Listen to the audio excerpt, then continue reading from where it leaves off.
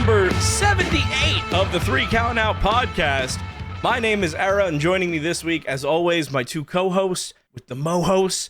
We got Jackal and Mike, and that's not all, because we're joined by an extra special guest. We'll get to that, because this episode is about championships. It's about Night of Champions. It's about football teams trying to trade to win championships, and it is about being joined by champion caliber guests, because last seen on episode 30 and 31, 2-parter, wow, we have one half of the Pillars, 1/3 of the Death Threat Army. He last said that the Eagles wouldn't make it past round 1. Ladies and gentlemen, Tommy Vendetta. What up? I forgot about the Eagles thing. I do my homework. Yeah, I think also last said, yeah, we'll get you on to talk about football. We'll go halfway through the season or something. Oh, yeah. It's been, I think, almost a calendar year later. Yeah, August was the last time you were Well, it's on. almost like he's been busy. It's almost like he's been busy doing something, you know? Yeah, traveling the world or something. Yeah, something like that. So been a wild fucking year. I think when you were on last, it was recently after Scar Wars and the one Chucky match, and since then, quite the roller coaster that we've seen from social media, at least. Going to different countries, multiple different countries, getting a wrestling school started up, hosting fucking seminars now, and I think, let's see here, you're up to, what, 18 cats? Oh, geez, dude, I don't even know at this point. They come and go almost to this point. Just have the fucking door open and they're walking in and out. It's the cat distribution system, right? Pretty much, yeah. I mean, I got 5 indoor cats. But there's like 4 or 5 stray cats that know if they sit on my front porch and meow loud enough, I'll go give them food. And they know what's up. I think you're former dog man turned cat man now, so you see the little kitties outside going, "Don't worry, I'll feed you. Papa's got you." Oh, dude, literally 100%. So now, as an official friend of the program, where should we start? Because there's a lot. I think we'll get the formalities out of the way. There is a new wrestling school in the Great Mitten State, fresh on the scene. Grind Time Wrestling. Grind Time Wrestling Academy, man. It's formerly known as House of Truth. The head trainer's Truth Martini. If you don't know who Truth Martini is, I challenge you to Google him.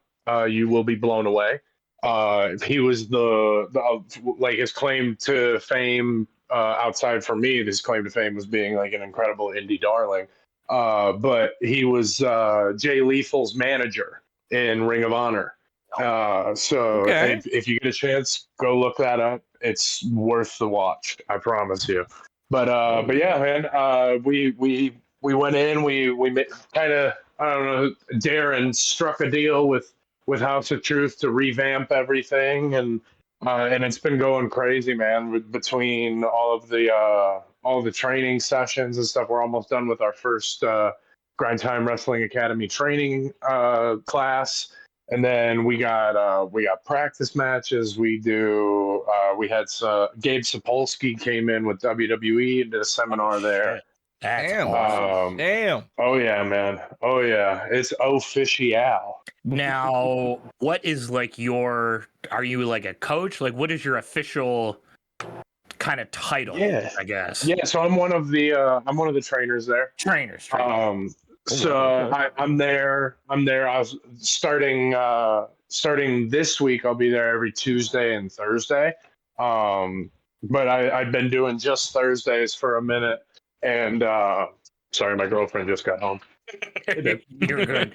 Fuck it, we'll do it live. We'll do it live. Fuck it. Get her on the pod. But no, man, it's been a blast. We did a couple of like shows for the public to show them what we're about, and it was a great time. And we're looking forward to the next class. I think it's getting started here in a couple weeks. Now, I got one question before I open it up to the boys. This you started wrestling around what 7-8 years ago at this point, Yep, so 2018. and to be in this sort of trainer role, not even a decade into it, like that has to feel pretty freaking cool. I can believe. Oh yeah, man, it's definitely been it's been a humbling experience to know that there's like people out there that genuinely like want to learn with me. Because I like at the end of the day, every time I lay my head down, I'm like, I ain't shit. But no, it's been awesome to like hear guys that like are in the business for like a year or two be like, hey man, we'd love to come up and train with you.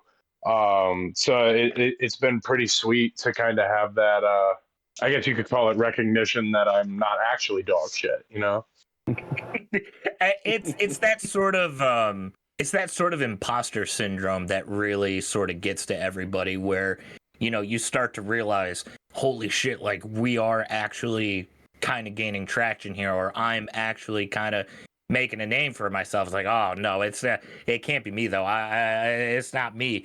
And then you take a step back and realize, and you look at your rap sheet, like you specifically have just looked at some of the guys that you were able to get into the ring with. For instance, I can't stop watching your match with Alex Shelley, dog. Like it is. Oh, that's one of my favorite matches. To this day, I think it's one of my best. So I mean, it's Alex Shelley. You it's can't Alex. have a bad match with Alex Shelley. Right? Yeah. Jeez Louise.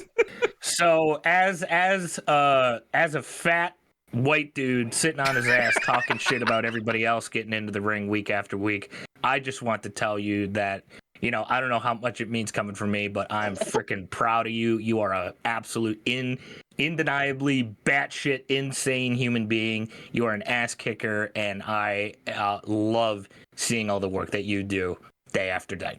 Yeah, I appreciate that. Honestly, it means a lot. I've been over the last, I guess you could say, year. I've been having do I want to keep doing this? Do I not want to keep doing this? And this year has been the year I think that it has convinced me it's probably better to just keep doing it, because there's a lot of people out there who genuinely do enjoy watching and things like that, and that's always like a great feeling as a performer, like to know that there's people out there who will sit there and be like, dude, I love that match with Alex Shelley. Like it's humbling, honestly. Ellis, you got any questions? I was gonna say, and you're one of those guys that, when you're watching, you're like, all right, is Tommy going to crack somebody over the head, or is he going to hit a German suplex? You have a lot in your moveset. You have a lot of variety, and with you and what you guys do, you have a lot of different types of matches. Like, you could just pick a random Tommy match, and you're like, I don't know what it's going to be. Somebody's probably going to get hurt, but I don't know what kind of match it's going to be yet. Hell yeah. No, I mean, I've always prided myself on being kind of, I guess you could say, jack of all trades. Like I always wanted to be good as like a wrestler, but to be able to do like tag matches, to be able to do multi-mans, to be able to do hardcore and deathmatch style, intergender, like there's a lot of guys who don't know how to do all of those different styles. So I've always taken pride in trying to be one of the last true hybrids in professional wrestling. Now, do you plan, well, I guess I shouldn't say plan, but do you have other countries that you want to go, knock people out in? Oh, 100%. 100%. I want to go, I want to get to Australia at some point. That's a bucket list one for me. I'd love to wrestle in Mexico. It's another one, like just to be able to say, hey, I wrestled in Mexico. I'd love to get back up into Canada a little bit more. I love it up there. I like going and visiting Toronto like once a month was always like a really good time. And then like the weird one that I want to go to, I want to go to soft ground Uganda. I would. Yeah, we're familiar. That would be We're Hell familiar. yeah. Hell yeah. Dude, there was a stretch of time. It feels like it was a fever dream. It doesn't even feel real. Where Darren McCarty and I put out a promo calling out Lord White over there, and he responded to it. And like there was like a little bit of traction, but nothing ever came of it. But like I don't know if anybody from soft ground Uganda will listen, but bring me out there. I'll fly myself, honestly, just to be able to say I was in African wrestling. That'd be dope. I'll pay my own way, baby. Just get me there. I'm golden. Hey, they have a ring Facts, now. And they do have a Dude, ring. I saw That's right. that. I saw, but they still do. They do the mix. They do like some in ring, and then they do like some like with the soft ground stuff. Yeah. I want to be bumping on that ground, man. Those dirt. guys look like they're having a blast. To give a little context to Mike's question, through the various social medias at Tommy Vendetta on X on Twitter, you just got back from a little trip from Japan, my friend. Oh yeah. I was there for about a week. It was once in a lifetime experience. It felt like, and then they wanted us back. Oh, That's you're going awesome. There back? you go. Yeah, I mean they didn't give us like a time frame specifically, but they loved what we did out there. I ended up wrestling. I wrestled for ICW on their shows, but I also ended up wrestling for Freedoms on their show. So it was an amazing experience. Just to be able to like be in that culture and like be immersed in it. It's very different. Like you wouldn't have expected, like if you're just stayed in America your whole life, you wouldn't have expected Japan to be like top tier, way better. Like so I mean, all the way down to McDonald's. Like you eat McDonald's and you don't feel like shit after. Wow, this feels like Well, actually someone is put that time like and effort going to into this. McDonald's then? Come on. Yeah, exactly. You're supposed to hate You yourself gotta a little flush bit it after out. you eat Yeah. See, that's when I got home. The first thing I got was Taco Bell. So I was like, okay, yeah, I definitely I think that it's the self-hatred in me that I needed Yeah. it. Yeah. Let me just eat this chicken quesadilla and then feel fat and bloated for like the next 2 days. You can taste the depression in every single chunk of chicken you get in Oh, there. dude, I every don't single have to piece. have Taco Bell for that. Hey, fake laugh hiding Bowl of real depression. cereal. To bring it back on topic a little bit here, your Japan obviously is super culturally different, and they're Japanese wrestling crowds have their own kind of reputation with that. What was working in front of a crowd like that like? Because they're entirely different than American crowds. Excuse me. Honestly, it wasn't much different. No, Excuse me really? again. Good Lord. Excuse me one more time. No, honestly, they had like these little chants of like the American chants translated on the wall. So like they like chanted holy shit a couple of times. You got like a "this is awesome," but it's all like broken-ish English. A lot of them speak great English though. Like you can like hold a conversation with most of them, even in broken English. Like they're so respectful. Like the fans in general, it made me. And this will sound bad. I might get heat for this, but it made me hate American fans so much. Like all the Japanese fans would like come up to you. They'd like ask if they could take a picture with you. They'd pay you for it. Like they pay you to get an Instead of trying autograph. to jump you at an airport. Dude, like instead of just trying to get me while I'm like in the bathroom, like just stalk me in there and be like, "Hey, when you're done shitting, you mind signing this for my son?" I'll slide it under the door. It's fine. Your hands are on your cock right now, but you mind taking a selfie real quick there, bud? Literally though, man. I always thought that Kevin Hart joke about like the fans being in the bathroom and stuff was a bit, and then Until it happened. I know official BTE fan here, and whenever they showed footage of them in Japan, they were always signing these like white squares, if you will. Did you get a chance to? Was that like an autograph book to them essentially? No, so they're like the little painting portraits that you can get at like Joanne Fabrics and stuff, like the little it's like canvas. Yeah, it's just a canvas board. Yeah, so they'll get like an individual one, and then like some of the deathmatch fans, they'll be like, if they have one, and they'll pay you for the autograph, and then if you're like bleeding, you put a little bit of blood on it for them, and they lose their shit. Like they get so excited, and they're like, dude, they're awesome, man. Like the crowds over there were all of them were amazing. We felt welcomed right out the get go. They knew like the bit of wrestling, but they like still played into it, and like it was fun, man. It made me literally fall back in love with wrestling. Sick.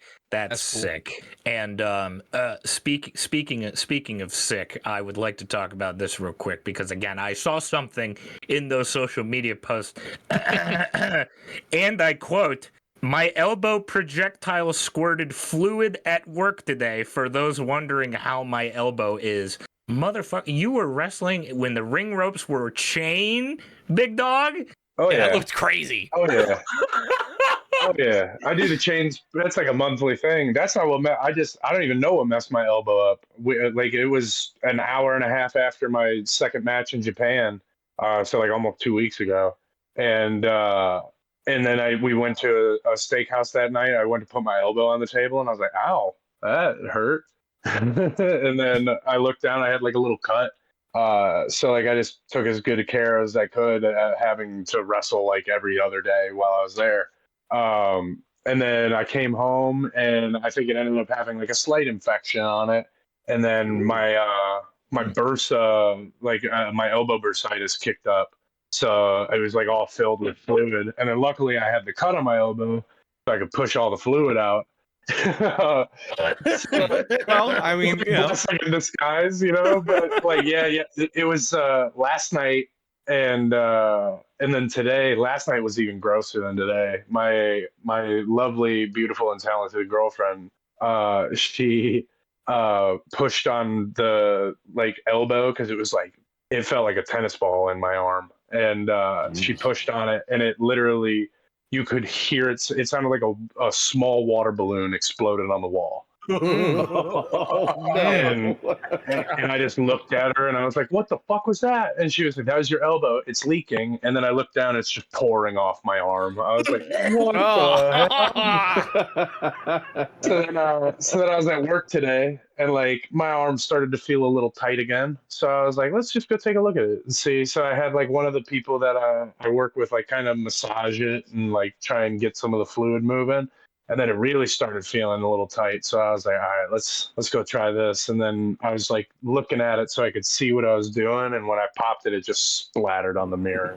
And that's the best term I can think of is splattered. Splattered on the mirror. Jeez. Oh yeah, man. I think, I mean, in retrospect, as gross as it is, and I will be throwing up later thinking about it, that is quite the souvenir to take home with you. Oh yeah, like that is so. it's a mild gift that keeps on giving, dude. The gift that keeps on giving is crazy. Oh yeah, man. Where were you at, like specifically? Was this like a Tokyo, Osaka? Yeah, so we were in Tokyo. We wrestled at Tokyo Square. Damn, that's cool. So we were there for 2 of the ICW matches, and then the third ICW match was in Nagoya, Japan. Nagoya, okay. So we did that, and then trying to think of the name of the other place. It was First Ring. We wrestled at First Ring. I believe that's in Tokyo as well. Oh, okay. Yeah. So yeah, we were, and that one was myself, John Wayne Murdoch, and Danny DeMano. We were the ICW crew that went and fought at Freedoms for the Japanese company Freedoms. Awesome. Nice. That's awesome. Now, last question about Japan, because there's some other stuff we need to talk about here. Do you know if any of these matches are going to be online so that people can watch if they are interested? And by people, I mean me. Yeah, I know the match at Freedoms is already posted. I'll go find the link that got sent to me, and it's on YouTube, I believe. Okay. Yeah, we can put it in the description too. Hell yeah. I'll find it and send it to you guys after this. So yeah, man. And then the ICW shows, I know they will be up probably in like a month or two, because they do like DVD releases. Yeah, I was just looking at Okay. that. Okay. Yeah, so they 3 disc they set. do like a pre-release with the DVD, and then you go from there. Damn. There you go. Got some hot, fresh matches from Tommy Vendetta in Japan, getting ready to watch. And last little bit on wrestling, sir. What's next? What's in the future? The second half of the year of our Lord 2025 for Thomas Oliver Vendetta. Oh man, excuse me. Honestly, I'm just gonna keep on doing my thing. I know there's possibly another trip to Japan in my future here coming soon. So I'm hopeful on that. I would love to go back to the UK. That was a great time when I was there. I know like a couple of my boys are going to Scotland. I didn't make the cut on that list this time, but that's okay. You got to let your boys eat every now and again to make sure everybody eats. Big dog, let the little dogs eat first. Oh. They do exactly. You get it. But no, man. So I got all that coming up. I think possibly an Australia trip in my future. I know it got mentioned to me a couple of times, but like it was never for sure. Hey, this is 100% going to happen type thing. So I'm keeping doing my thing. I'm going to be working up at Grind Time Wrestling, doing that. And then just wrestling wherever I can, man. I love it. I fell back deeply in love with it when I was in Japan, and I don't want to ever stop now. Oh yeah. That's awesome. Oh yeah, baby. I hope we can be there and watch it every single step of the way. And Oh hell yeah, dude! one thing that we all watched last year is the great sport of football, which let me check the calendar here, still hasn't come back just yet. No. Because Yeah, it's bullshit, dude. Little bit. it's a little ridiculous. Because right now you're talking to the man who's never lost to Tommy Vendetta in fantasy football, baby. This is true. After, But I do also want to say I was the champ in our league. oh, absolutely, absolutely, 100%. Rightfully so. What a beautiful come from behind victory it was. I just oh my God. It was like week 2 of the season. I look at Tommy's like whole roster, everybody fucking injured. He goes, "Hey, can you give me Jane Daniels, please?" Yeah, dude. Please, I pay you. Who did I give you? Who did I give you for Jaden Daniels? I think it was Justin Herbert. It was Herbert. Justin Herbert. Justin Herbert straight up for Jaden Daniels, and then it was like 3 weeks later, Jaden Daniels put up like 80 points or some fucking wild shit. And I just remember I got home that night. I sat down, I just looked up, and I was like, "Hey, man, it's been a while, and you're looking out for me right now, and I appreciate you, God. Just hey, don't let Jaden Daniels get hurt." Because you took Chris Godwin from me, and that's some bullshit. I'm gonna be honest with you, that was some bullshit. And I was hurt, dude. I had injury after injury after injury. Every time a guy would get like 40 points in a game, the next game he'd blow his fucking knee out or something. Like I had Alvin Kamara ripping it up and just blowing through everything, and then they're like, "Hey, so his season's over," and I was like, "Oh, great." No, this is fantastic. I didn't need those points. No, Glass Who cannon needs of the points league. like that? I didn't want him anyways. Yeah, dude. Oh man, I was so fucking butthurt. He did not let Jaden Daniels get hurt, and unfortunately did not let him get hurt, including the playoffs as well, because not to bring up the past trauma or anything, because man, that man absolutely ran over the Lions, even if Ben Johnson wasn't trying that hard in the playoffs anyways. Well, again, we're talking about a team that don't even get me started on Ben Johnson, dude. Yeah, I mean, we could have very easily ran that ball the whole game like the Eagles did and done just fine. But instead we were like, no, let's try and air it out when that's not working at all. Yeah, let's do hook and ladders for no fucking reason. If it ain't broke, don't fix it. Game on the Gonna fix line. it. Let's let JMO throw it downfield. Yeah, that fucking tracks. See what happens. I've never in my life wanted to drive to a stadium just to kick the shit out of an offensive coordinator. I was in my car with the keys in hand, and I was like, somebody better stop me, I can because go. Ben Johnson's about to get these hands. I know where he is Bullshit. right now. I know where he is. Chicago. Yeah, well, he could Well, stay that- there, man. He can fucking keep Caleb Williams over there. Now, I also can't wait until we just spank the Bears this I'm year. so Just excited. put them over our fucking knee. Hey Ben, little brother, fuck you. Man, wow, crazy that these trick plays don't work when I don't have the type of roster that the Detroit Lions had. What a crazy coincidence that's going to be. Since we didn't really get a chance to talk too much about last season, and since we're still, still about 2 months away, as much as that Jesus. sucks to say.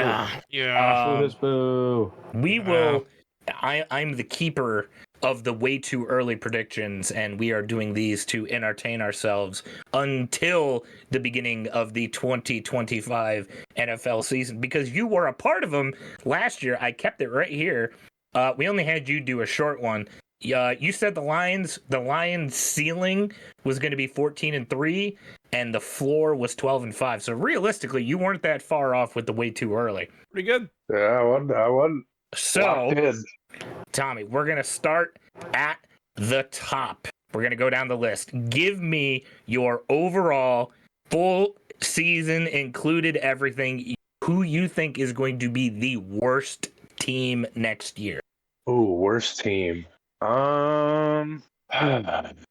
Give you a little bit of Worst help. team. Mike said the Brownies. Era said the Giants. I said the Jags. See, I was thinking Jags too, but also Yeah. it's hard to bet against. It's hard to bet against them right now. They got a lot of youth. See, I like. I'm gonna throw a huge monkey wrench into everything. Do it. I'm gonna say Miami. Damn. And I think Tyreek Hill's gonna request a trade.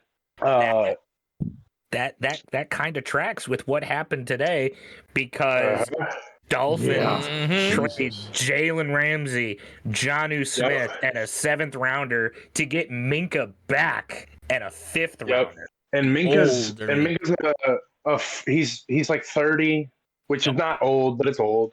In the Older. NFL terms, And that's old. Older than they want him. Free safety. Yeah. He's not. You traded the best corner in the game for a free safety and a 5th round pick. Aging safety. And a decent And you tight get rid end of like Jonah Smith.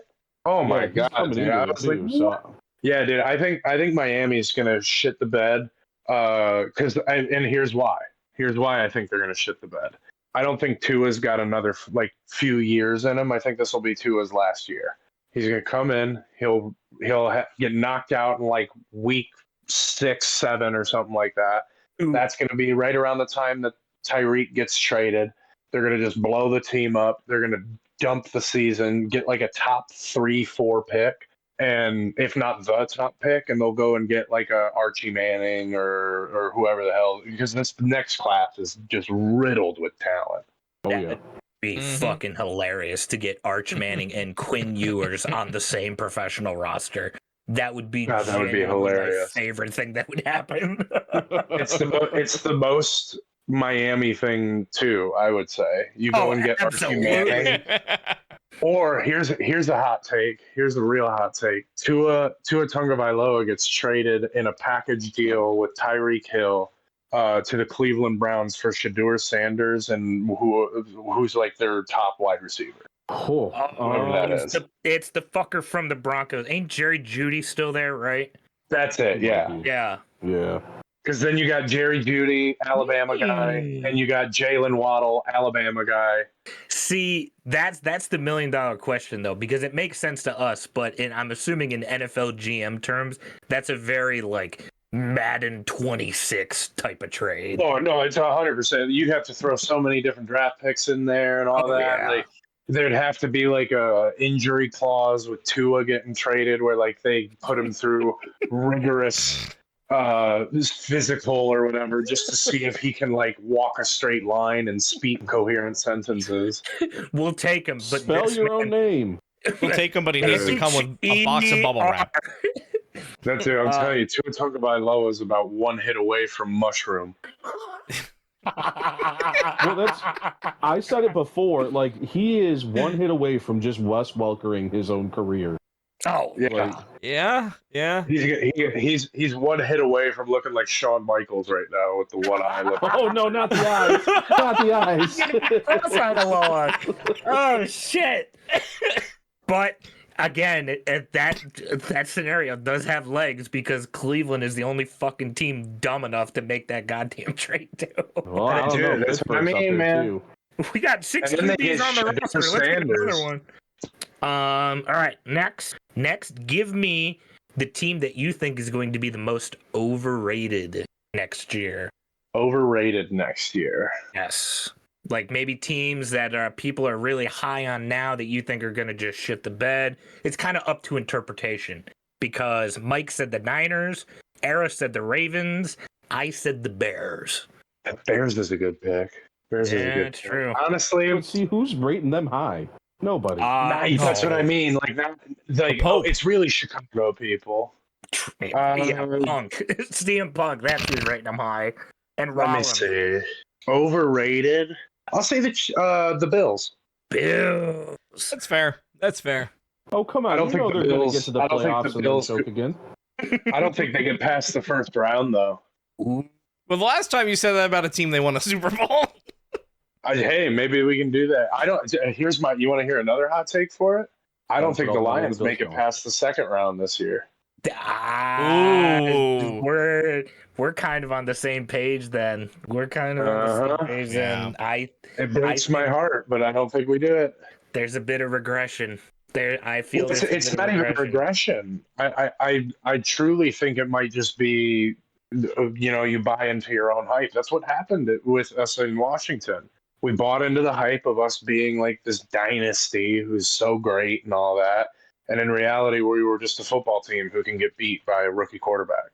Well, to be fair, 90% of the defense was in the hospital. yeah, we did have literally 100%, geriatrics and paper holding together our defense. We were winning. So- We were winning up until that point with that type of defense. So what changed? What changes in that one game? Easy to face a competent we team lost. with a bad offensive coordinator on our side. Now, if we have a defense I truly think that our offensive coordinator had his mind elsewhere. No one can sit 100%. here and say like for certain, but I think he was ready to go to Chicago and be the guy. And well, yeah, I mean, you don't do a playbook like that when you're trying to win. All of a sudden, because nobody would go, man, they can't stop the run. Let's start passing. Yeah, I'm it not just- a coach. build up the I have highlight a reel. dumb fucking idea. what makes it even worse too is that people forget that to clinch the division, Jameer ran for 4 TDs against Minnesota's defense. And I would say Minnesota had 10 times the run defense that Washington had. And yeah. 4. He ran for 4. You saw what Saquon did to that defense. They couldn't stop him. He was literally just walking around them. It was 57-7 by the start of the third quarter or whatever. Yeah. That's why it's hard for me. It's hard for me to dismiss the whole NFL is rigged thing because I'm like, there's no way we were just elite offense, and then we play Washington, and it's like playing backyard baseball on PS2. Shout out Pablo Sanchez holding it down. Yeah, shout out Pablo Sanchez always being the motherfucker. Dude, eclipse sports, dude. People talk about Deion Sanders and all. Nah, dude. Bo Jackson's got nothing on Pablo Sanchez, baby. Next up, this one. Maybe it'll be easier for you. Maybe it'll make you think. Give me your underrated team going into next season. Maybe a team that's flying under the radar. Not enough people are talking about. Again, it's kind of up to interpretation a little bit. Underrated. To again, you know what? You know who I'm gonna go with? I'm gonna go with Jags. Damn. Okay. Okay. Think about all the weapons that Trevor Lawrence, who's elite, And then people can sit here and talk shit about Trevor Lawrence. He's had no offensive line, and he's changed Thank you. head coaches and offensive coordinators 100 times. I agree. He now has Thomas Hunter is his 1-2 wide receiver set. Isn't Evan Ingram, I want to say, isn't he at the Jags right now? Let me check my sources. I'm almost positive he was. Ingram, he was there, but he's now currently with Denver. Yeah, right now they have Brenton Strange and Johnny Munt. Well, I'm not mad at that either. What a name. Having Yeah. ETN Jr., BTJ, Yep. and Travis Hunter, that's a hell of a combo. That's what I mean, man. And then you factor in the fact that Trevor Lawrence can run. So now you build up that offensive line a little, which they have. You know, I mean, they got a pretty decent set of offensive line right now. It's nothing like what we have. You know, like we're pretty solid as hell. But no, man, I really think the Jags are going to be that team that flips it around, and people are going to be shocked at what their record is. I don't think they're going to make playoffs, but I think they're not going to be a top 10 pick. With looking at the division that they're in, I mean, it's not impossible for them to win the AFC South. I think. No, Houston, I mean, it's very logical. They could win it with 10 games. Yeah. I think Houston takes a step back. They can't have an offense to save their life. Tennessee is Tennessee, unless Cam Ward starts doing some Jaden Daniels shit. And you can't sit here and tell me that old Danny Dimes in Indianapolis is gonna do anything worth a shit over the course of this next. Oh yeah, nah, dude. It's funny watching all these people talk about like the rookie quarterbacks and stuff. Like Jaden Daniels was a fucking unicorn. Like rookie quarterbacks, you say just that. don't do that. You say that, but there was somebody, and I didn't pick them as my underrated team, I don't think, because I don't remember. But Bo Nix had a quiet, fantastic season. Oh no, I mean, don't get me wrong. I'm a huge Bo Nix guy too. I thought he played amazing. I thought he did great. He was nowhere near the level of clutch that Jaden Daniels was. Jaden Daniels was like Matthew Stafford level clutch in the fourth. That Hail Mary touchdown gave me goosebumps. I still love that it was on the one Bears corner that turned around to all the people in Washington. Yeah, it was talking mad shit. And then got scored on.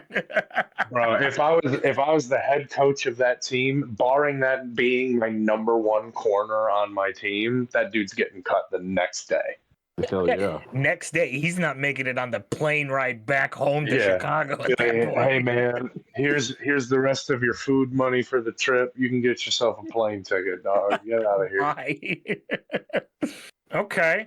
We got a little bit of NFL covered, but one thing that I do want to ask, because even I don't know the answer to this. I have a feeling I do, but I don't know for sure. How big of a college football guy is Tommy Van? Oh, huge. Oh yeah, baby. If you want to talk college football, dude, I'm in. It's what, my third year. Babe, is it my third year at Michigan? Third year as offensive coordinator for Michigan. Oh yeah, third year offensive coordinator at Michigan. Never lost a game. Never had a team get more yards than me. We're just out here dog walking guys, man. You know, I go and get like a couple 5-star recruits, and then I'll mix them into my lineup for a year, and then they're in the Heisman candidacy. You know, I mean, 3 national championships. It is what it is. You know, That's the Vendetta effect. That's what you get at Michigan, baby. That's what I mean. I definitely feel a little more juiced now, because one of our thing, if we're allowed to talk about us for a second, one of our things that happened over the course of this past year was our most viral video yet on the channel. We'll put a link in the description if you guys feel like checking it out, because the title is, and I quote, "Michigan fan roast Ohio State for 20 minutes straight," sitting at a whopping 8.6 thousand views from 6 months ago. Loving that. I'm That's what I'm talking about. That we have the world's most handsome psychopath on our side now against the fucking Buckeyes. because dude, always. It's the fuck eyes for life, dude. yes, Yeah. yes. Now, unfortunately, the playoffs didn't go the way that any of us wanted it to. Although Penn State Final Four appearance, sir. We almost got Oh there. yeah. Almost don't count though. Even if you were still cursed by Jerry Sandusky or whatever we said the last time Tommy was on. Yeah, we still got the Yep. Jerry Sandusky residual runoff. Yeah, watch Yep. yourself in the showers. It's fine. Oh, don't call it Yep. residual runoff. Ew. That's what Tommy called it last time. That's my Listen, I did my homework. Sandusky residual, dude. Ew, gross. That's Sandusky residual, man. Ugh, that's what that smell is. Upsetting. Ugh, ugh. That's what you get when you don't shower for a few weeks. Ugh, stop. Between that and the elbow splattering on the mirror, I'm going to fucking vomit. Come on, you never had a little elbow splatter? Sandusky'd probably be into that elbow splatter.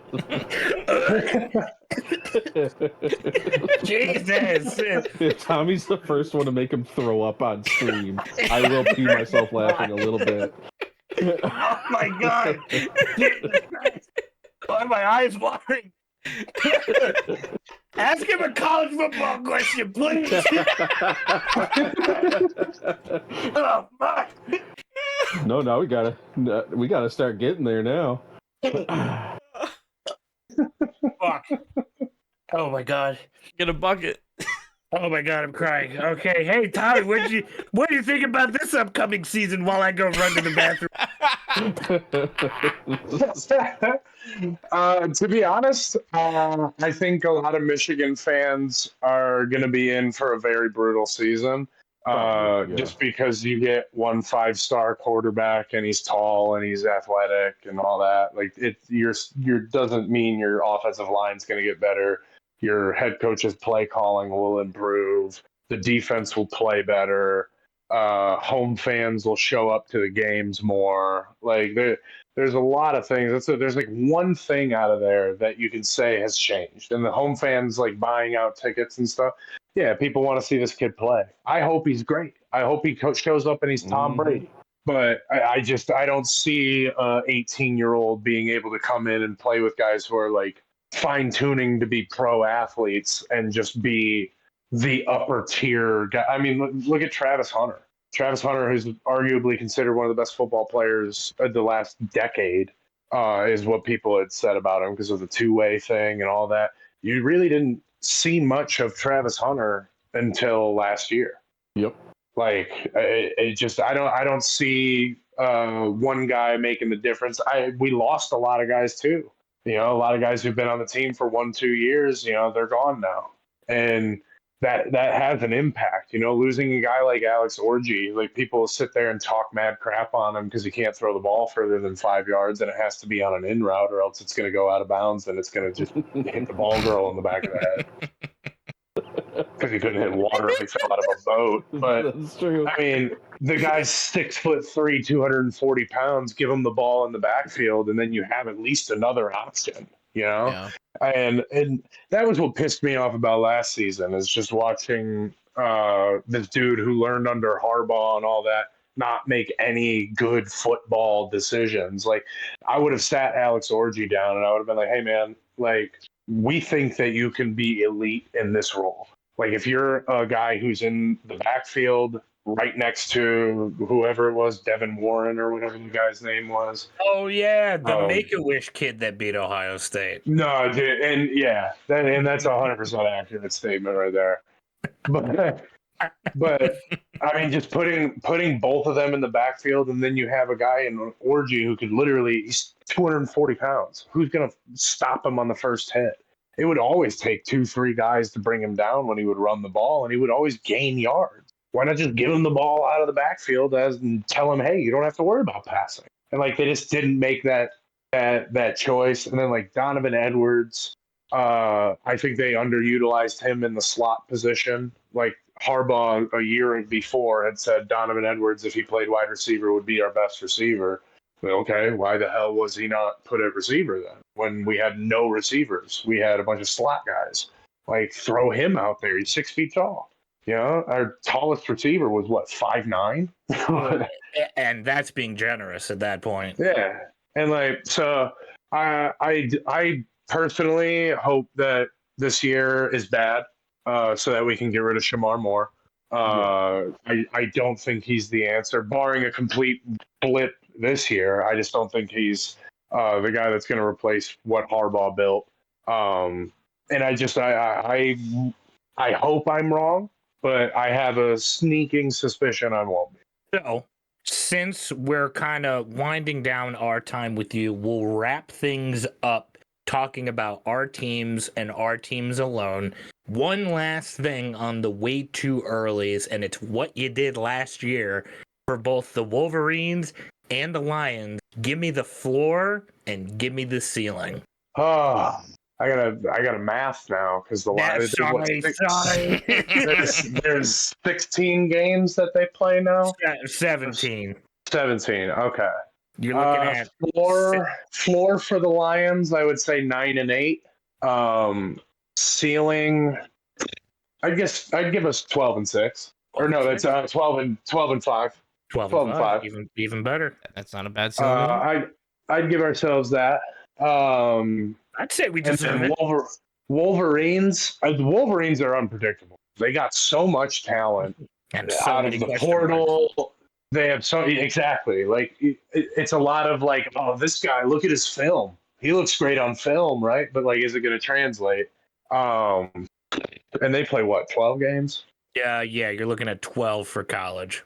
I'd say floor 7 and 5, beating Ohio State. Oh yeah. Losing to Michigan State though. Oh. I know it hurts.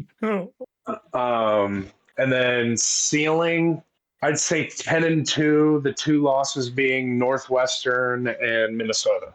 I'll take it.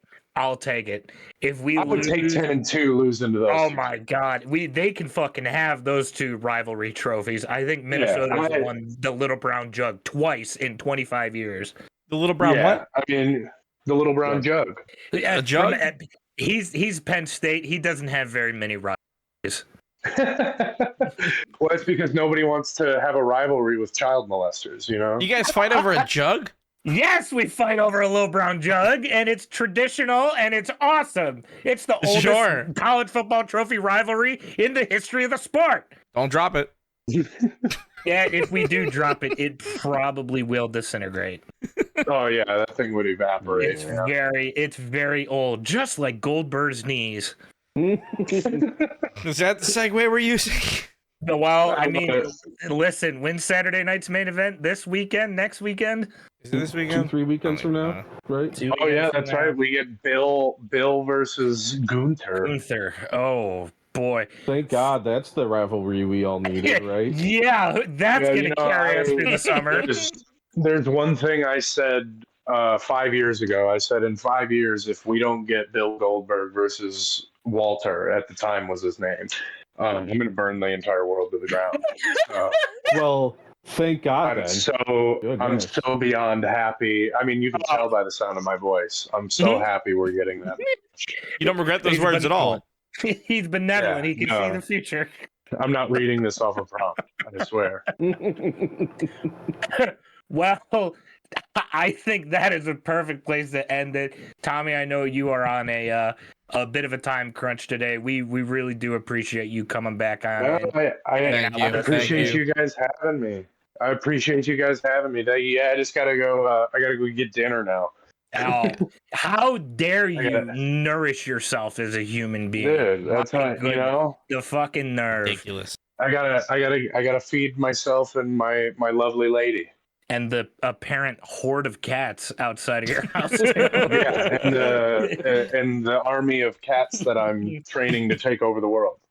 Ladies and gentlemen, friend of the program, the son of Darren McCarty, a certifiably batshit insane human being, the one, the only, Thomas Oliver Vendetta.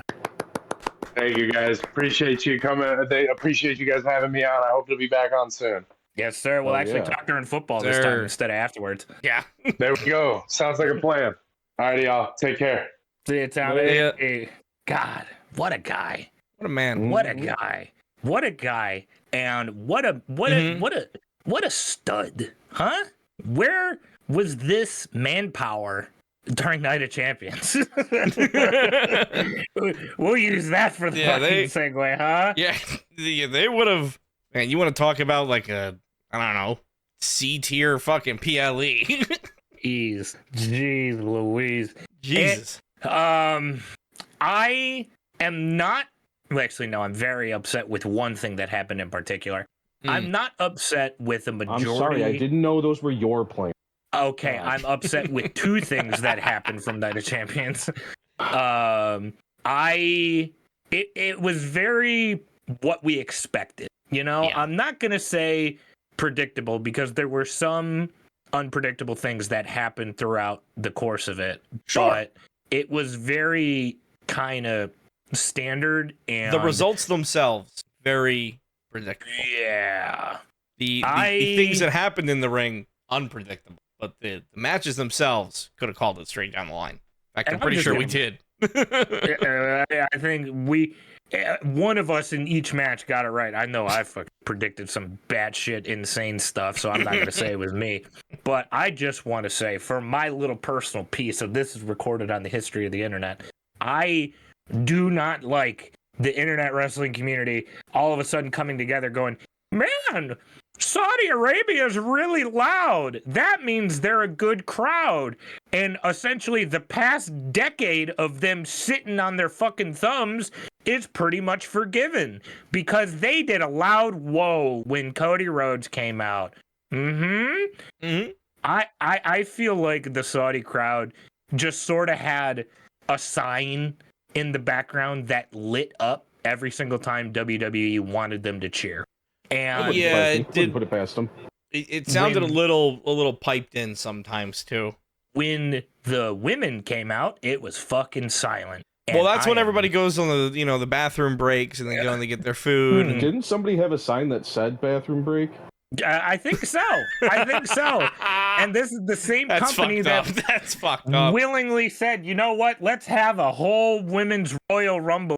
That'll go over well with the fucking fans. Yeah, that's... Oh, boy. I think even a little bit more ironic is that, they're about to have Evolution 2. They're approaching, it's July 13th, I think it is, right? It was Main Event and Evolution, like one day, like Saturday, Sunday. Did they say... Yeah, July 13th. Yep. Where is Evolution taking place this year? It will be in Atlanta, Georgia, out of the State Farm God. Arena. It's literally it's the same place that they're doing Saturday night's Main Event.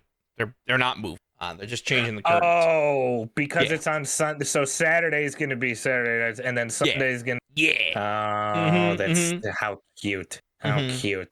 Mm-hmm. You want to know what else was cute? CM Punk coming out in John Cena's attire. Punk life. This is basic punkonomics. Punk Drug life. free.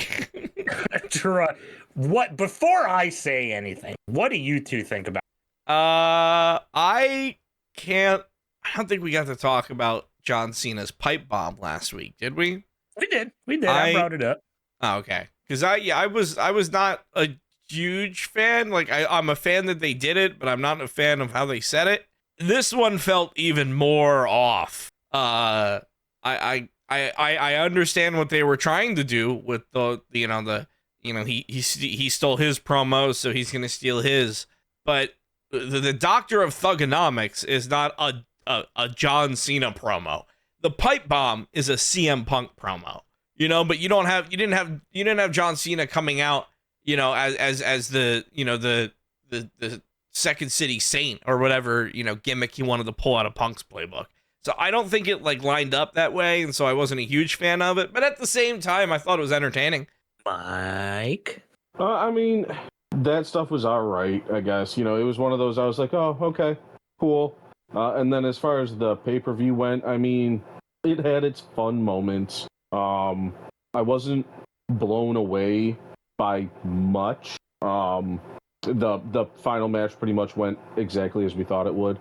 So I guess that helps. But yeah, I mean, it was, this, and we put in a random just feud match instead of 4 separate title matches we could have thrown in there. But hey, you know, are those But important? I guess not. We got Karrion Kross on our TV though, so we should be happy about that. Okay, and that's the one that Jack will know happy about. Oh my god. What? I am so You don't like Karrion Kross flying to Saudi Arabia to job out to Sami Zayn, who's going to win the 2026 Royal Rumble? Yep.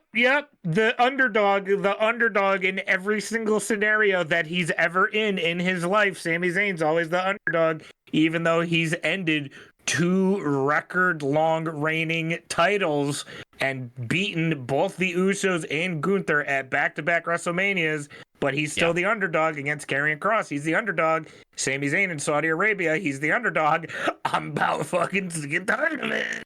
I'm gonna poop in Mike's pants again. No, my pants, no. I almost wish that they wouldn't have. I mean, again, the reason why Sami Zayn won is because he's going to win the 2026 Royal Rumble that will be in Saudi Arabia. There's nobody else is gonna win that. He's already the favorite to win that Rumble, and they should not have announced that Rumble before this pay-per-view, because as soon as they put Sami Zayn on the card, I'm like, oh, Sami Zayn's there? Yeah, he's winning. Oh, he's going up against Karrion Kross. Well, there goes Karrion Kross's push. There goes all of the work that Karrion Kross has been doing on social media, which is more work than anybody's been doing in the past fucking 5 years. Like, the last people to do the amount of work that Karrion Kross is doing, maybe fucking, like, Bray Wyatt when he was about to come back type shit, you know? Like, there's legitimately, I feel, a disconnect between WWE's booking and what people want. And we've talked about it week after week after week, so we don't need to keep going into it. But this is, that is 100% that was a business decision right there to put that match in. That was not a, hey, we want to actually go somewhere with this. That did not help out any of the feuds that shut they up had. And be happy. Yeah, exactly. And Sammy, like, he's not an underdog in Saudi Arabia. He's not. At all. I mean, also at the same time too, that it's 100% a filler match, because remember, in our pick'ems last week, we were fucking talking about Dom versus AJ. Mm-hmm. Yeah. Mm-hmm. So again, personal By the way, Joker, not the group's feelings. I feel like Dom pulled out because he didn't want to have to deal with all the shit that was going on over there. He ain't hurt. Well, one of the weird things about tonight is that they decided to start Raw at 6:00. So it's been going on. Been going. Yeah, it has been going. And both Dominic Mysterio and AJ Styles are on Raw, and they seem fine. Crazy. Also, while we're on the topic, just so that way we can get back to Night of Champions, but while we're talking about Raw, they 100% have Ludwig Kaiser dressed up as El Grande Americano. 100,000%. I'll post a picture. I'll post a picture in the group chat, because remember, Chad Gable Chad Gable is currently, I'll post it for Jackal. Chad Gable is currently injured, like actually injured, not a work, actually injured. And they announced that Chad Gable and El Grande Americano were out on injury. However, El Grande Americano showed up on Raw tonight. I just dropped it in the group chat there.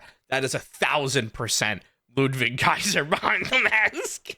Or maybe. It could be almost. Oh my god, he's also fucking 3 feet taller. Jesus Christ. Yeah, because Chad Gable's like a normal height and Ludwig Kaiser's like 6'5". The dude's a fucking pro wrestler. Okay, as long as they're not taking that seriously, like Kevin Owens with like Ezekiel and Elias and all that shit. Like, no, clearly that's Ludwig. Like, if they do stuff like that, I'm happy. I'm okay with it. So we'll see how all that ends up, because we definitely did see how one match ended. The match that started things off at Night of Champions, the Viper, Randy Orton, going 1-on-1 with the American Nightmare, Cody Rhodes. Yeah, and Cody Rhodes, or the Viper, moving on, Randy Orton moving on to SummerSlam, which is something that I'm very, very excited about.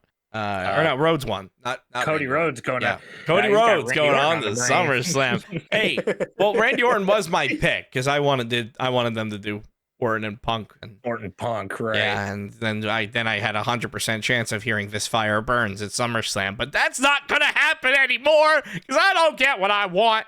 But yeah, this is a good match. Personal opinion, match of the night.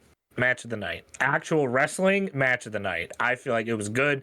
I do want to hear your guys' take on the discourse of should finishers be finishers again, or do we like kicking out of 5 RKOs and 17 crossroads? So, or how are we feeling?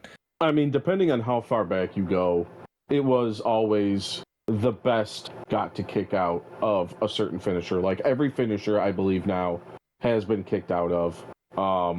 That being said, I don't think your finisher should just be a move in your arsenal. It should be like if they kick out of one, they're not kicking out of the next one. That's how it should be.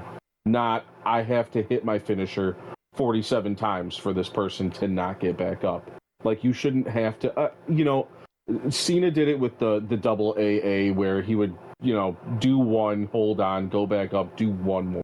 Okay, fine. The triple crossroads is a thing. Is it a good one? Again, I don't know. I don't know if I would call that good because you have to do it 3 times to keep somebody down. But yeah, when you hit an RKO, which has put down The Undertaker, it's put down Triple H, it's put down, all these people. But hey, for Cody Rhodes, you have to take 6 of them. That's a bit much. But I mean, every wrestling promotion does that now. You have to at least make them feel a little special again, make them seem dangerous, like the End of Days was until Drew McIntyre. Yeah. Go for it. Ain't Drew the only one to still kick out of the End of Days too? Correct. Yeah. Part of what I'm wondering with this match, because there was a point where, and this is kind of part of what people have been talking about online about it too, of like, did Randy Orton actually hurt his back on that superplex? Because Randy does have a history of back issues, a long, complicated history of back issues, and he did pop right up after hitting that superplex. And if your back's hurting, a crossroads is a front bump. You're landing on your chest. So I mean, like, yeah, that's what it's called. It's still gonna hurt. It's still gonna hurt. Like, obviously it's not gonna be good for your back no matter what. And Randy was also still doing RKOs and still did a draping DDT. So was his back really hurt? I don't know. But I mean, if you're, part of what people are talking about online is they're like, well, if Randy was really hurt, maybe they were just doing crossroads so that way they could lock up and talk to each other and hit a move and get the same reaction of if they were doing something crazier. Because I mean, the reaction was the same. Like the crowd was, whatever you want to say about a Saudi crowd, they reacted the same whether they were doing crossroads or RKOs or teasing a punt or whatever they decided to do. People were loving it, and like that was a hell of a first match to follow. I am very, very excited to see what happens in New Jersey in the beginning of August, because we'll get into theories and all that on the build up to SummerSlam. We'll save that for later. But the thing that followed next was Mommy Mania running wild in Saudi Arabia. Rhea Ripley taking it to Raquel Rodriguez. The one thing I want to say about this match, I feel like this was Raquel's best match since coming to the main roster. It's not saying much. She hasn't had. That is true. That is very true. I'd also like to point out that Raquel and Rhea Ripley has been a rivalry that has happened all throughout NXT's history. So these two women knew each other like the back of their hand. There's no way in hell they would put on a bad match. Very true. And that's, of course, the match was good. Again, was this match needed on here? Well, probably not. No. I know why it's here. Well, yeah, of course. It's here because Rhea Ripley's moving on to an Evolution. She is moving on to a singles match for the Women's World Championship against Io Sky. Yep. So she gets a shot before the Queen of the Ring. That makes me feel like that Jade Cargill is going to go Tiffany Strange, just like I said. I mean, it kind of feels like it. I would hope so. SmackDown and SmackDown makes sense. But Mike's also, I still think that means we're going to get the Naomi interference because Naomi, you know. Very true. Very, very or true. Jade, she'll hold her for 5 minutes. Yeah, she'll be really happy, and then all of a sudden, oh, there's the music. But, you know, it's just, I don't understand them going, yeah, here's the woman you want to see, and Raquel, and what about all those women's title matches that just happened? Fuck them. Yep. Fuck them. Yep. We got to get Karrion Kross losing on a big stage and Julia winning on a pre-recorded SmackDown, knocking off the cosplayer for the United States title. Yeah, nobody in Saudi Arabia gave a shit about that U.S. title match. That's why they were on SmackDown. Well, no, but then you had, Tiffany versus Nia in a last woman standing match, which, when you just say it like that, sounds like a pay-per-view. Yeah. But instead, no, let's just put it on the go-home SmackDown. It'll be fine. I'm very, very nervous about next year's Rumble because the way that they treated the women at this show, the way that they treated all the women not named Rhea Ripley kind of makes me not really look forward to literally anything. Yeah. And I think even Stevie Wonder could tell you why they only reacted to Rhea Ripley and Rhea Ripley alone. But I'm not going to be the one to tell you on this podcast. You can figure that one out for yourself. Yeah, the Rumble being in Saudi Arabia doesn't really seem like a good idea for anyone, because it's a choice. I guess they haven't really given a shit about legends in the past few years, so that's maybe not what they're concerned with anymore. But how do you get all those people to Saudi Arabia and so keep it a surprise? Especially in today's day and age where everything gets leaked. Any inkling of anything, it's all out there. I personally think it's because Vince probably signed a 10-year contract back in the day. Oh yeah. So yeah. I guarantee you through. In that contract, there's a WrestleMania for sure. Which I'm even less looking forward to if we're going to go on to that. Oh, God. Well, yeah. That's fucking terrible. I know, legitimately, I know why. Because there's about 3 billion reasons that are sinking into a pit right now is the reason why they're doing all of this. Yep. It makes sense. Don't get me wrong. I can sit here and say that I don't like it, but I can also sit here and say that this doesn't mean it's going to be good for me either. One thing that was very, very good for me was... Fuck, what was the next match? Hold on, I'm drawing a blank. Well, the next match here was Sami Zayn versus Karrion Kross, which we've already talked about. Why. Then the match after that, I would be very surprised if you said that this one was very good for you because was after that one? It was for the men's United States Championship. Solo Sikoa and friends defeating Jacob Fatu. This match saw the return of Tonga Loa, Tama Tonga, and, as Michael Cole quite eloquently put it, Tonga brother! Tonga brother! They said in the post-show, Tala Tonga. That's Hikuleo. But he is Tala Tonga because he is the tallest of the Tongans. And that makes me want to smash my head into a fucking brick wall.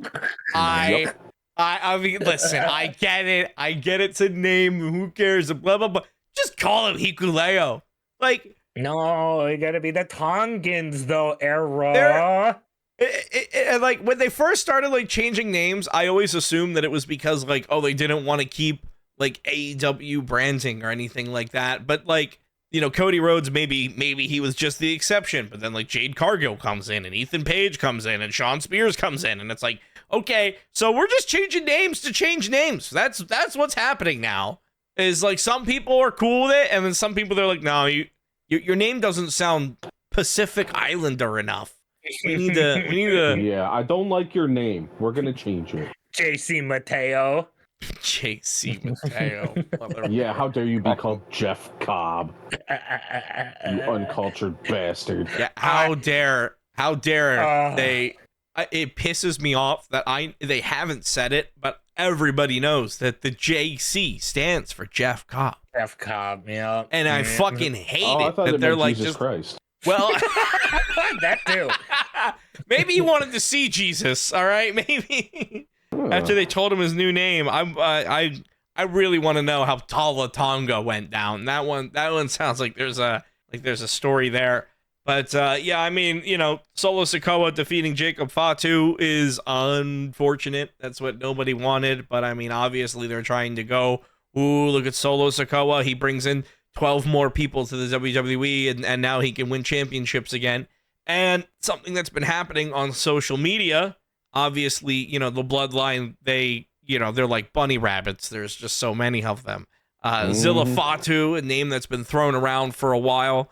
Obviously part of the Bloodline from Fatu. And then apparently there's another one named Journey Fatu.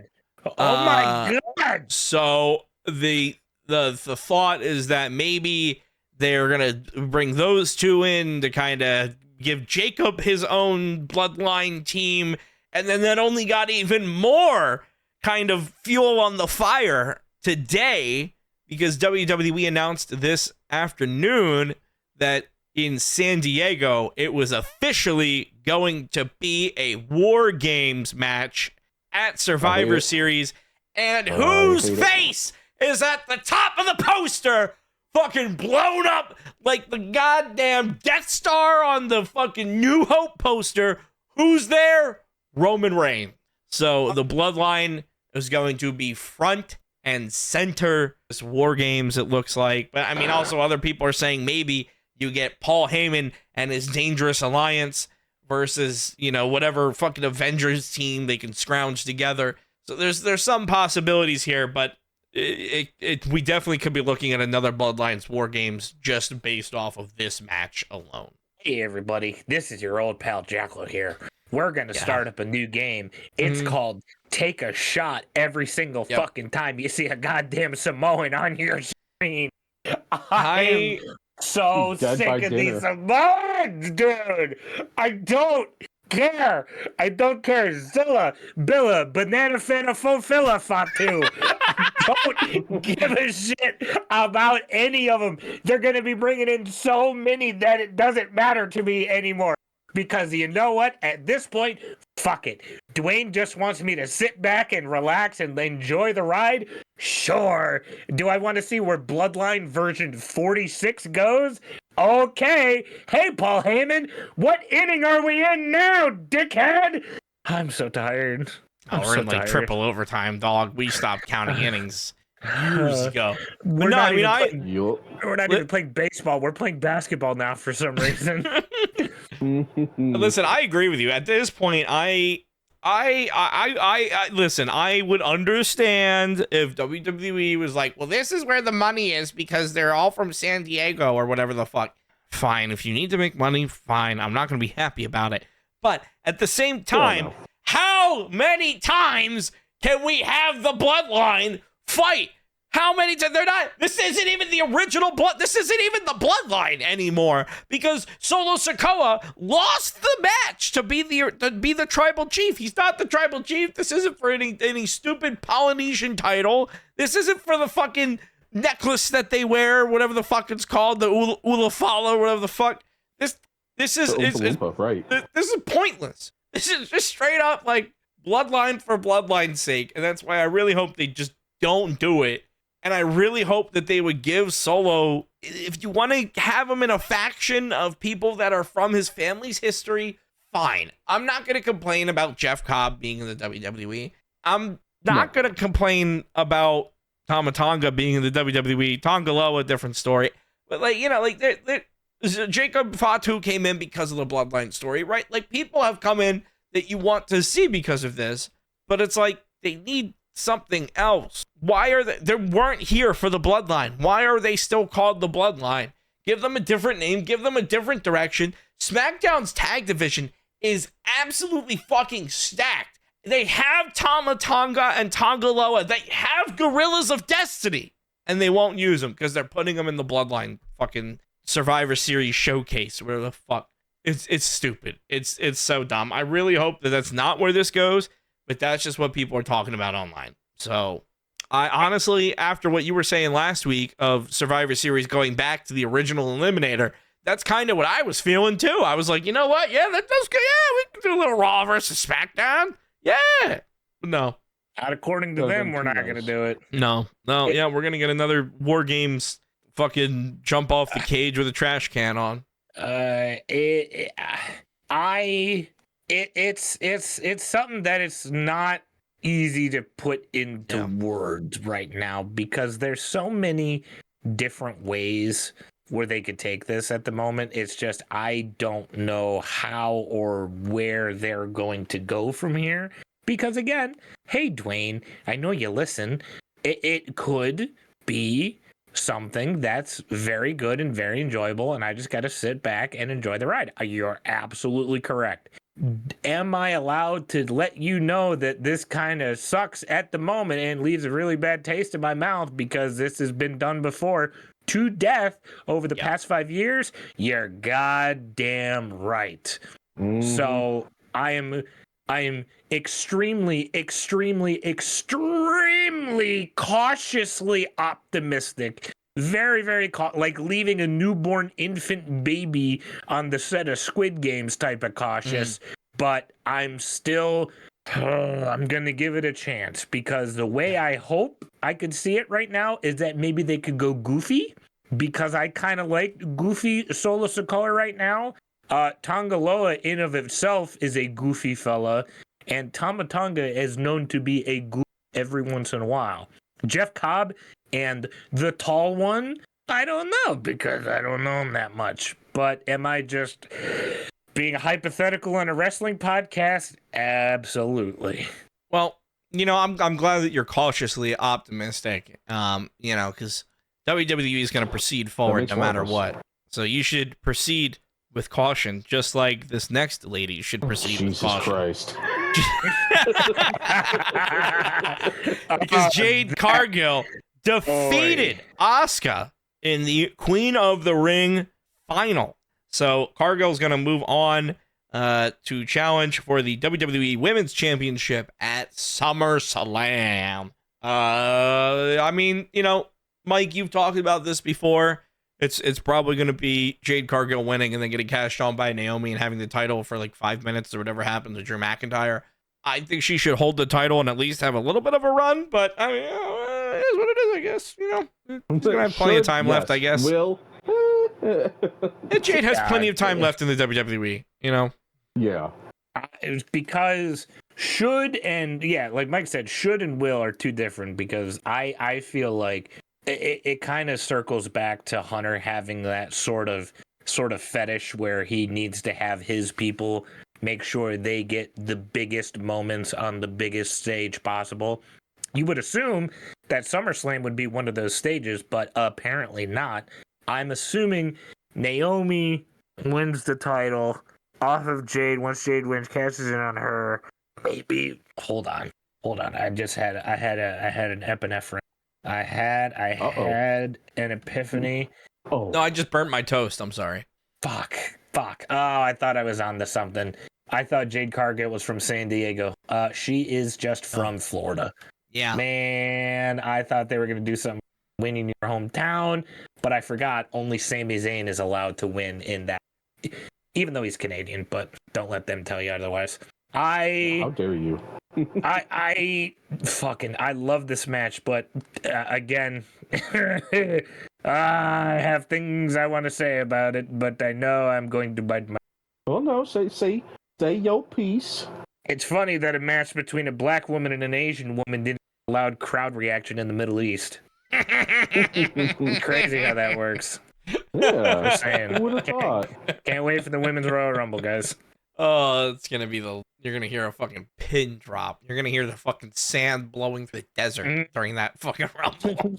Jesus, man. I want to go on record for us saying this. This isn't like us saying we don't like it. I want to see this stuff. Yeah. But it's the fact that it's in the Middle East. Yes. And it's American women, it's Mexican women, it's whatever. Like, they don't give a shit. They want to see their favorites. They want to see Goldberg. They want to see if they had it their way, Undertaker come back for one more match. Like, this isn't us giving hot takes. This is just what is happening. Yeah, and especially the Saudi crowd, they have been stuck in the Attitude Era. They went crazy for Brothers of Destruction versus DX. Remember that fucking train wreck? They loved it. And like that's all you need to know about that crowd is that and even today, they're still stuck in the Attitude Era. That there's a reason why WWE books those shows the way that they do. You know, there's a reason why there's tons of women that could have benefited from the spot that Sami Zayn and Karrion Kross had, but they went with Sami Zayn and Karrion Kross. Yeah. True. Very true. We'll get to see those women in about 2 weeks' time. At this point, though, two people we did get a chance to see to put a nice bookend onto all this was the apparent last dance, as it's now being said. I think Hunter has officially come out and said sounds pretty gay to me. Oh, right. This is some yaoi shit here in the WWE. Yeah, this is some Hell this yeah. is some BL right here. This is that was the last time we will ever see John Cena and CM Punk in a ring one-on-one, as that match is now affectionately called The Last Dance. I love how they're naming that The Last Dance after the match is already done. Like, hey, it would have been really fucking cool if you would have thought of this beforehand. Yeah, it's a really cool piece of marketing. But my question here is, who dethrones John Cena? Because legitimately, I thought the only way they were getting Punk to Saudi Arabia was if he was winning that fucker. I mean, listen, say whatever you want to say about CM Punk. He might be a little corpo. He might be we might be seeing a little bit of a suit on CM Punk issuing apologies for mean tweets or whatever the fuck and becoming Mr. TKO. But I at this point, legit, I have no fucking clue. I thought it was gonna be R-Truth. It's probably not. Thought it was gonna be CM Punk. It's definitely not. I mean, anybody would benefit from it. You could throw any name in there and be like, yeah, that would really help. But I'm curious, wild speculation. Who do you think? So, go ahead. Mike, you go first. No, you want me to go first? You go first. You go first. God, we're so cute when we do this. I love it. Yeah. As I've said before, I have a coworker that I spare. Hold on, let me try again. I have a coworker. Why'd you do that in my ear? What the fuck? Listen, that was the only place I could aim. Okay, I have a coworker that I spend a lot of time with recently, and we like to discuss this stuff and actually build an idea together. Is that what the kids are calling it? Indeed, it is. I had this very, very off the wall sort of headcanon as of late, where I kind of figured that Cody was going to win, and I had this idea. Cody, Cena, SummerSlam, get the multi-man match out the window. I don't know how much legs it has, because everybody has been saying that Cena is going to finish his run as a face. And ladies and gentlemen, once this podcast airs, we will be past the halfway point. So we are on the downhill slope with Cena. We have less days than we had before. So at SummerSlam, August 1st, I do think there is a non-zero chance where there is a double turn. Okay. I think Cody could take it off of John.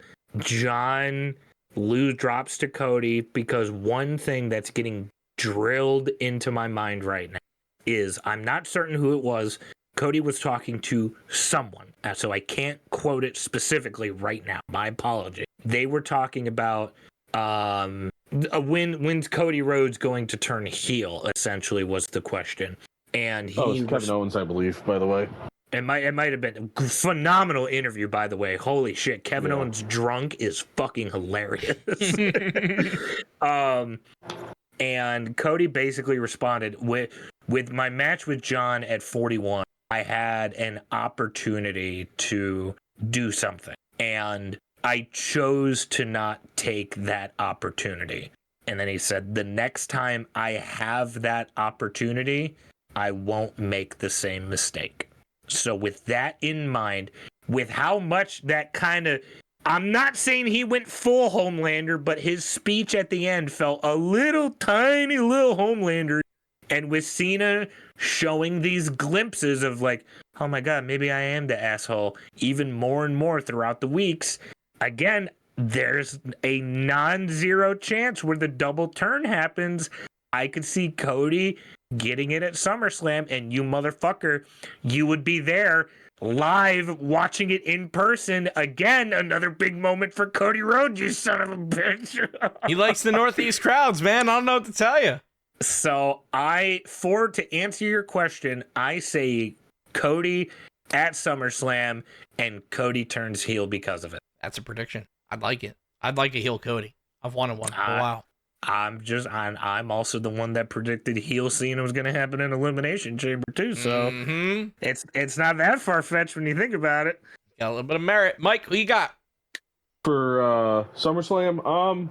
I've been kind of thinking the same thing where I hope we get the Cody Rhodes that I've wanted for a long time, instead of him being, America's baby. But I also think that because it's TKO, they might play it safe and just go with that multi-man match, and I'll be sad. Yeah, I think. Sorry. But I think when it comes to, I want the person that beats John Cena to be somebody that's going to like need it. It doesn't need to be Seth Rollins, which is the name that everybody's throwing out there because he's Mr. Money in the Bank. He doesn't need to cash in on. I think back to like when, granted, he got a push for a very specific reason from a very specific person that was a fan of his, but like Austin Theory was supposed to have the torch passed to him already from John Cena, but nothing ever happened there. And now if you look at Austin Theory, he's still treading water, trying to find legitimately anything to do, because there's the story there of him versus Grayson Waller, but WWE won't pull the trigger, so he's stuck in catering. Then you have somebody like LA Knight, who was hot as hell, and WWE said good things come to those that wait. How long is he going to wait? And I think if you want somebody who could match John Cena on the mic, LA Knight could definitely do it. That's why John Cena and CM Punk was always good. Because even if they weren't fucking throwing hands, if they were just cutting a promo, if it was just a TV screen, you knew that you wanted to watch it. Like that's must-see TV. And if you're putting LA Knight in front of me, that's must-see TV too. And LA Knight has been doing jack shit. And I'm sure there's other people that Cena has passed the torch to once or twice already that we can't think of. And we can't think of them because of this problem. Like, I feel like if you want to have John Cena win number 17, all of the torch passes that he's done in the past, they don't mean shit anymore. And whoever beats John Cena is the next John Cena. Like, they're the next company guy. If it's Cody Rhodes, can you do that while he's a heel? I don't see. I think SummerSlam is going to be the multi-match, but I think he's been talking about how he's leaving with the belt and he's planning on ruining professional wrestling. I think it goes one of a couple ways. One, I'm going to say, and we're going to all hate it. The other way is, I think it could be somebody that's not even on the main roster yet, possible. But it's true. I go to think, NXT. I think just somebody that they see as the future of the company that's probably younger. It wouldn't surprise me if all of a sudden it's somebody random. Granted, it could also be just fucking Sami Zayn, because why wouldn't it be? But it could be somebody like Theory or like probably not Penta or anybody like that, because unfortunately Penta's going to be too busy dancing his way down to the aisle to get into the match. Yeah, he's not going to make it in time. Yeah, he's just going to take his good old time strutting down while Cena's getting his shit kicked. Hey, maybe that right there was setting up the match. Just Cena just being like, hey, yo, dog, can you not get your shit in while I'm getting my shit kicked in? But it's also possible. And I would hate this, and I probably wouldn't watch wrestling for a while. There's somebody he said a belt would look really good on. You dirty son of a bitch. You dirty. Don't even say it. Yeah. Let me. And I mean, it wouldn't surprise me if, hey, I'm going out. This is who I'm putting the belt on. Now, what if, let me float this out here, okay? I know I just said Seth Rollins doesn't need this at all, but this would be the one way that I'd be okay with it. What if John Cena leaves with the belt and then gets inducted into the Hall of Fame and then goes to WrestleMania and then theoretically could get cashed in on by Seth Rollins because he would still be the WWE champion? So you're thinking he leaves with the belt? I don't want him to leave with the belt at all, but but I'm saying so in this hypothetical, he leaves with the belt, he gets inducted. Yeah. He still technically has it. Yeah, like when they come out to do the wave at WrestleMania, when they they come out to the stage. Yeah, Seth Rollins just comes in from behind, fucking rolls him up 1, 2, 3, maybe hits a curb stomp on the stage or something, but you don't even have to, at that point. But that'd be, I think, the only way I'd be okay with Seth Rollins winning from this. But I mean, WWE is kind of in a point right now where I feel like they have all of these could-haves, and it's like, are you going to throw somebody new in there and see if they sink or swim, or are you going to go back to somebody? Because allegedly John Cena was the one that picked out Austin Theory. So Cena was the one that wanted to pass the but it's like Cena was the one that wanted to pass the torch to Austin Theory, so it's like if Cena gets to pick his own opponent, he very well may go back to somebody. Hey, we'll see. Only time will tell. We are just now entering the summer, and the summer is just now picking up. We got a long way to go till SummerSlam. We got a long way to go till that unnamed December pay-per-view happening in West Newbury, Massachusetts, or Boston. Ooh. I think it might be Boston. I don't know. I don't think there's a stadium in West Newbury in a tiny Massachusetts town. Yeah, it's probably just Boston. John Cena's backyard. In a school gym. Ended it the way it began, indie style, baby. Mm-hmm.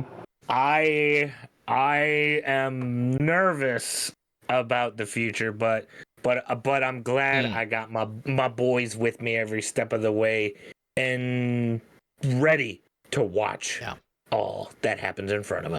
And I want to kind of float that question out there to anybody that's listening, whether it's on Spotify, YouTube, whatever it is.